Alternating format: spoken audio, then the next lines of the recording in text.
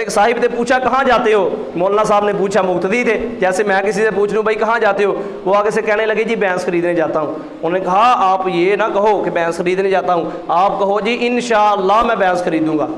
انہوں نے کہا جی مولانا صاحب پیسے میرے جیب میں ہے، جیسے ہمارا ہوتا ہے کہ پیسے میری جیب کے اندر موجود ہے، مجھے کیا ضرورت ہے انشاءاللہ کہنے کی۔ انہوں نے کہا جی ٹھیک ہے۔ اب جب وہ وہاں گئے، انہوں نے جا کر ریٹ مکایا، اس کے بعد جب وہ بھینس کا انہوں نے سنگل پکڑا، پیسے نکال کے دینے لگے، ان کا ہاتھ جیب کے اندر ہی چلا گیا، جیب کاٹی گئی، جیب کے اندر ہی ہاتھ چلا گیا۔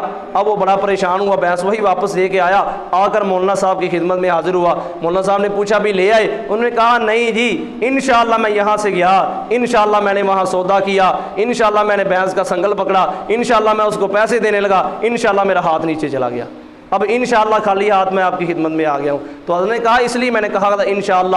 نبی علیہ الصلوۃ والسلام سے یہودیوں نے مشرکین مکہ کو تیار کیا کہ سوال کرو، 3 سوال کیے گئے۔ نمبر 1 روح کیا ہے، نمبر 2 ذوالقرنین کون تھے، نمبر 3 اصحاب کہف کون ہیں۔ یہ 3 سوال تھے۔ آپ علیہ الصلوۃ والسلام فرمانے لگے کہ میں کل بتاؤں گا۔